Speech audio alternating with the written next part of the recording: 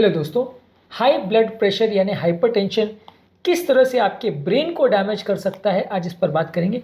ज़्यादातर हम सभी ये जानते हैं कि हाइपरटेंशन ब्रेन की बीमारियों के लिए बहुत इंपॉर्टेंट रिस्क फैक्टर्स है, लेकिन किस तरह से हमारे ब्रेन को अफेक्ट करता है इस बारे में ज़्यादातर लोग नहीं जानते या कभी डिस्कशन भी नहीं होता है। आज इस एस्पेक्ट को हम डिस्कस करेंगे क्योंकि ज़्यादातर सिर्फ हाइपरटेंशन हुआ और ब्रेन में लकवा हो गया या ब्लीडिंग हो गई, सिर्फ यही नहीं होता, बहुत सारे और भी तरीके हैं जिससे हमारा ब्रेन डैमेज हो सकता है यदि किसी व्यक्ति को हाइपरटेंशन का प्रॉब्लम है। ये सारी चीज़ों पर आज बात करेंगे और बहुत सारे इंपॉर्टेंट कोरिलेशंस और क्लिनिकल यूटिलिटी इस बात की निकल के आएगी इस डिस्कशन के माध्यम से। इसलिए इस टॉपिक को एंड तक देखिएगा। टॉपिक पर जाने से पहले जो लोग हमारे चैनल पर नए हैं उन्हें रिक्वेस्ट करूँगा कि चैनल को सब्सक्राइब करें, वीडियोज़ को लाइक करें, शेयर करें, फॉलो करें, कमेंट करें, पूरा देखें। टॉपिक बहुत ही इंपॉर्टेंट है और हर वो तरीका जिससे हाइपरटेंशन हमारे ब्रेन को अफेक्ट करता है उसे जानना और समझना ज़रूरी है, इसलिए वीडियो को एंड तक देखिएगा। चलिए शुरू करते हैं इंपॉर्टेंट वीडियो।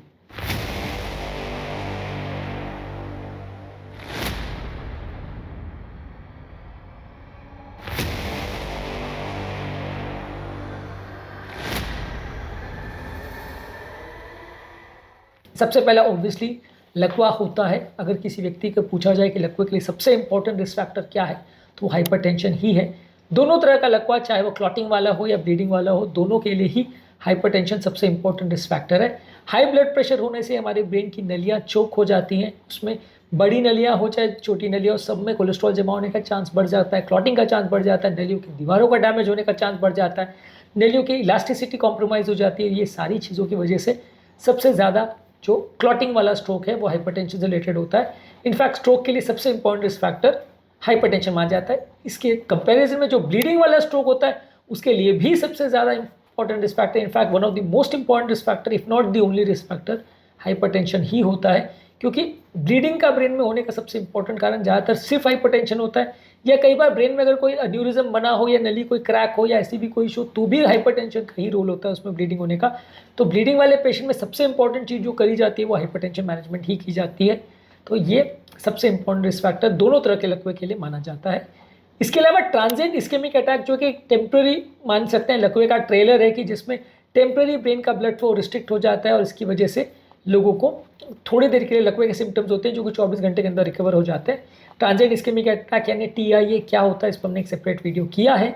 ये जो है आपकी ब्रेन में लकवे का ट्रेलर होता है और इसके लिए भी हाइपरटेंशन बहुत इंपॉर्टेंट रिस्क फैक्टर होता है, क्योंकि ये ब्रेन का ब्लड सप्लाई कॉम्प्रोमाइज़ करता है, फिर थोड़ी देर के लिए ब्रेन का ब्लड सप्लाई खुल जाता है पर वापस से बंद हो सकता है, परेशान कर सकता है, इसलिए इसके लिए भी हम हाइपरटेंशन को एक इंपॉर्टेंट रिस्क फैक्टर मानते हैं। इसके अलावा जहाँ तक याददाश्त का सवाल है, याददाश्त का प्रॉब्लम यानी डिमेंशिया दो तरीके का होता है, वैस्कुलर डिमेंशिया और अल्जाइमर डिजीज़।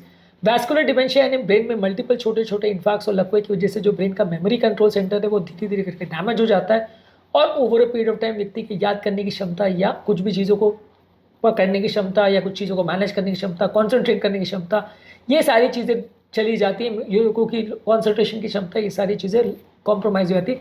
इसे वैस्कुलर डिमेंशिया बोलते हैं। इसका भी बहुत इंपॉर्टेंट रिस्क फैक्टर हाइपरटेंशन है। उसी तरह से जो अल्जाइमर डिजीज़ है जो कि बेसिकली ब्रेन का एक डीजनरेटिव प्रोसेस है जिसमें ब्रेन धीरे धीरे करके सड़ता है और उसमें अंदर जो अमाइलॉइड या खराब पार्टिकल्स बन जाते हैं एक तरह से, वो बीमारी का भी एक इंपॉर्टेंट रिस्क फैक्टर जो है वो हाइपरटेंशन माना जाता है और हाइपरटेंशन कंट्रोल करने में इसमें भी फ़ायदा मिलेगा। इसके अलावा कुछ वाइट मैटर लेजन्स है जो कि लंबे समय तक अगर हाइपरटेंशन होता है तो छोटी छोटी नलियाँ डैमेज होती है जिससे ब्रेन का वाइट मैटर जो बहुत से इंपॉर्टेंट फंक्शंस प्ले करता है वो डैमेज हो जाता है। और ये सारा चीज़ जो है लकवे के अलावा भी ब्रेन का डैमेज होता है उसको इंडिकेट करता है। कई पेशेंट को बड़ा लकवा नहीं आता लेकिन छोटा छोटा ब्रेन का डैमेज होता है जिससे उनका ब्रेन का फंक्शन हाइपरटेंशन की वजह से डिटोरेट होता है और ये जितना हाई ब्लड प्रेशर हो उतना इसका रिस्क बढ़ जाता है। तो ये भी हाइपरटेंशन की वजह से ज़्यादा होता है। इसके अलावा ब्रेन का जो अन्यूरिज्म की बीमारी है जिसमें ब्रेन की नलियाँ थोड़ी डायलेट और बलून जैसी हो जाती है और वहाँ पे कई बार बलून फटने की वजह से सडन ब्लीडिंग हो जाती है, ये भी सबसे इंपॉर्टेंट कारण इसका हाइपरटेंशन है। हालांकि ये नलियाँ जन्म से कई बार कच्ची होती है जिसकी वजह से ब्लीडिंग टेंडेंसी बढ़ती है, पर ये नलियों के फटने का या डायलेट होने का भी सबसे इंपॉर्टेंट रिस्क फैक्टर हाइपरटेंशन है। यदि हम हाइपरटेंशन को कंट्रोल करते हैं तो ये सारी चीज़ों को हम कम कर सकते हैं। इसके अलावा एक बीमारी होती है हाइपरटेंसिव एन्केफेलोपैथी जिसमें सडन ब्रेन का प्रेशर बढ़ने से वजह से व्यक्ति को ब्रेन का प्रेशर बढ़ने के साइंस यानी उल्टी होना, उल्टी जैसा लगना, कन्फ्यूजन होना, विजन चेंज हो जाना या मिल्की रेज अटैक आना, ये सारी चीज़ें होती है जो कि एक इमरजेंसी माना जाता है और इस तरह के पेशेंट को अक्सर एडमिट करना पड़ता है। हाइपरटेंसिव एन्केफेलोपैथी में कई बार व्यक्ति की हालत बहुत बिगड़ सकती है, उसको लकवे जैसे सिम्टम भी हो सकते हैं, कई बार उसको हॉस्पिटल में एडमिट भी करना पड़ता है। तो ये एक इम्पॉर्टेंट कॉम्प्लिकेशन है जो हाइपरटेंशन की वजह से होता है। हाइपरटेंशन इनकेफेलोपैथी यानी हाइपरटेंसिव इनकेफेलोपैथी पर हमने एक पूरा डिटेल वीडियो किया है जो कि आप हमारे चैनल पर देख सकते हैं। तो ओवरऑल हाइपरटेंशन हमारे ब्रेन को कई तरह से अफेक्ट कर सकता है। ब्लीडिंग वाला लकवा हो, क्लॉटिंग वाला लकवा हो, ट्रांजिएंट इस्केमिक अटैक हो, एल्जाइमर्स डिजीज़ हो या डिमेंशिया हो या एन्यूरिज्म फॉर्मेशन हो, हाइपरटेंसिव इनकेफेलोपैथी हो, ये सारे ही तरीके से ब्रेन को हमारे डैमेज कर सकता है हाइपरटेंशन। और ये सारे ही इंपॉर्टेंट तरीके माने जाते हैं जिससे हमारे लिए हाइपरटेंशन डेंजरस होता है। हाइपरटेंशन को यदि कंट्रोल करेंगे तो सारे प्रॉब्लम्स कम हो सकते हैं। टॉपिक एंड करने से पहले कुछ आपको यूज़फुल टिप्स दूंगा कि इसे कैसे मैनेज करें। ऑब्वियसली सबसे इंपॉर्टेंट चीज़ है कि ब्लड प्रेशर को कंट्रोल करें, चाहे लाइफस्टाइल चेंजेस से करें, दवाओं के माध्यम से करें और रेगुलर चेकअप्स करते रहें, मॉनिटर करते रहें ताकि ब्लड प्रेशर का कंट्रोल बिगड़े नहीं। रेगुलर अपना हेल्दी डाइट रखिए, रेगुलर एक्सरसाइज करिए। हेल्दी डाइट में vegetables, fresh fruits, whole grains, salt की कमी को करना, लो फैट डेयरी प्रोडक्ट्स लेना, सैचुरेटेड फैट्स कम लेना, शुगर कम लेना, ये सारी चीज़ें इंपॉर्टेंट है। रेगुलर एक्सरसाइज की बात करें तो वो भी ब्लड प्रेशर को कम करने में मदद करता है, वजन को कम करने में मदद करता है और ये हमें एटलीस्ट डेली आधा घंटा करना चाहिए।